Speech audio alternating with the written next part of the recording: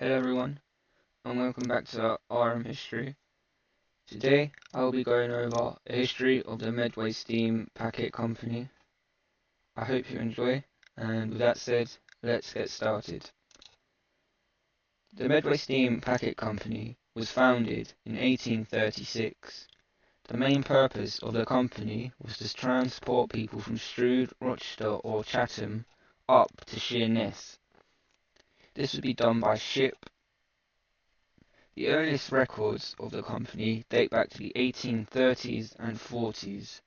The image on the left shows an advertisement for the company from a newspaper dated July 26, 1836. The image on the right is a receipt for a share of the company purchased on June 1838. It was priced at £2, which is about £190 today, and it was the 498th share. This shows that many people invested in the company when it was first created. The company was based in Rochester and had its headquarters there. The image shows the headquarters in the 1940s, and so it may be different to the headquarters back in the 1830s, but the building is a Grade 2 listed building and is estimated to be from the late 18th century. So the company could have owned it back in the 1830s. The first ship confirmed to be owned by the company was the City of Rochester. They acquired the ship in 1871, but the ship was built in 1849 by W.G. Gills.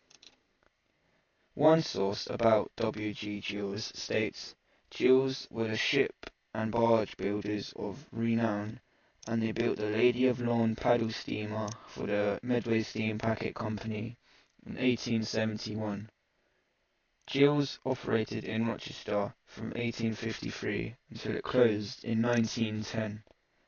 William George Gill had a grand residence in the front of his slipway. Gills built almost 120 vessels from 1870 to 1901. The image shows the location of where Gills would have been. The Lady Lorne was acquired by the company at the same time as the City of Rochester, so in 1871. In 1881, a second company was opened as a successor to the first one. There is no apparent reason as to why this happened, but it was probably because the company fell into trouble financially or legally, and so a new company was opened so that they no longer were in that trouble. The first ship received by the new company was the Alma. They bought it in 1890. In 1896, the company ordered the Princess of Wales to be built. This was by R. Craggs and Sons of Middlesbrough, and was the first ship to be built for the MSPC. The new city of Rochester was built in 1904, and by this point, the city of Rochester and the Princess of Wales were the only ships owned by the MSPC. Once World War One started, most shipping companies struggled. The Medway Steam Packet Company was no exception. The Admiralty wanted as many ships as possible for the war effort and asked many shipping companies to give their ships to the Navy. Both of the MSPC's ships were given to the Navy, and the company had no way of making money, forcing them to shut down. After World War One, the Medway Steam Packet Company was reopened for a third time. This time it was called the New Medway Steam Packet Company. This company would be the most successful of the three, and would go through a period of rapid growth during the 1910s and 20s, gaining 7 ships. One of these ships was named the Medway Queen. Medway Queen was the third ship to be built for the company. It was ordered in 1923 and was built by Ailsa Yard in Scotland for £21,500. This yard would build a few ships for the company, including the Queen of Kent, which was formerly HMS Atherstone during World War One. The Medway Queen would be put to work on the Strood-Chatham Southend Herne Bay route the following year. Her career would be a long one, as she would be in service for all the 30s, 40s and 50s. She would be decommissioned in 1964. The Medway Queen was one of the Queen Line ships. The Queen Line ships consisted of many of the NMSPC fleet, including the Queen of Kent, Rochester Queen, and the Queen of the Channel. The company was well known for these ships, and many people travelled to the ships' destinations just so they could get on board one of the ships.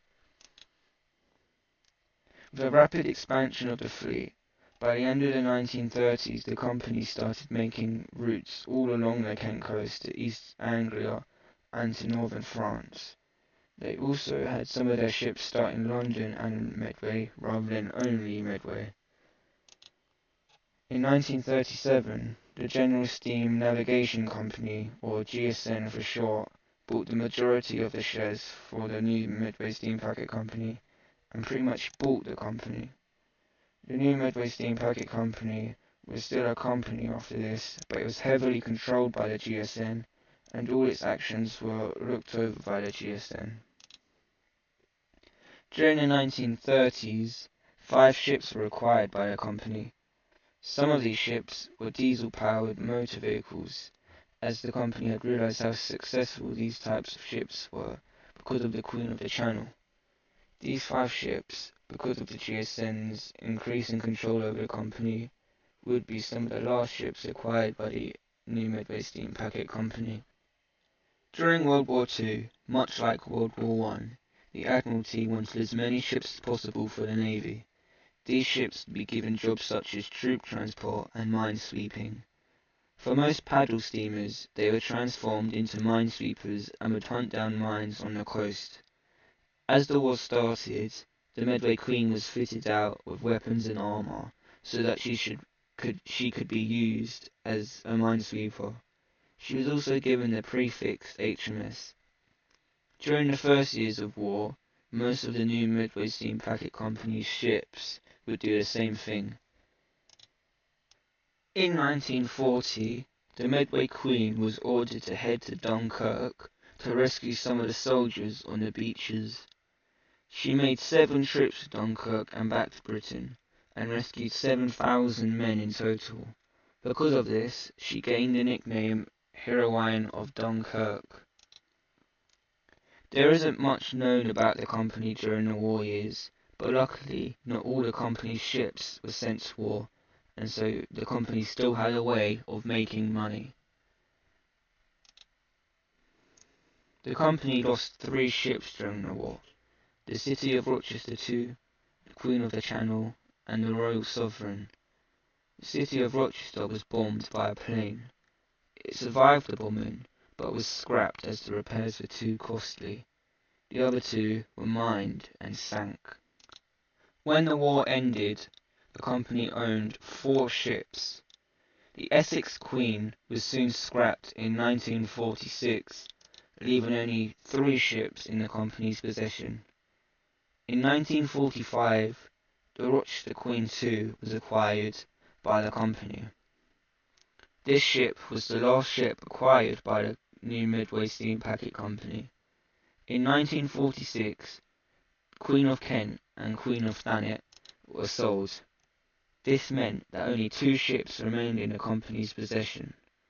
Once all of the ships had been refitted and made suitable for civilian use, business went on as usual.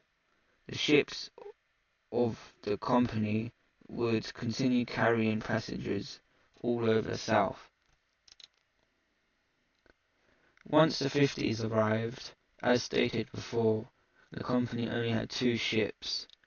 The company's growth had also come to a stop after the GSN purchased the company completely. The company would run its 2 ships throughout the 50s, but when 1960 came, the Rochester Queen II was sold to another shipping company. This shipping company sold her to a Nigerian shipping company, and she was never heard of again. The Medway Queen would go on to work for the new Medway Steam Packet Company until 1963. She was going to be scrapped, but was saved and used as a nightclub on the Isle of Wight instead. She would fall into disrepair after the nightclub was shut, but luckily she was saved by the Medway Queen Preservation Society. She is now preserved in Gillingham. When the Medway Queen left the new Medway Steam Packet Company, there was no more ships to fly the company's flag, and so the company was fully absorbed by the GSN. The GSN would survive for close to 10 years, but was eventually bought by P&O. That is the end of this video. These are some of the sources that I used to find the information for this video. Thank you for watching.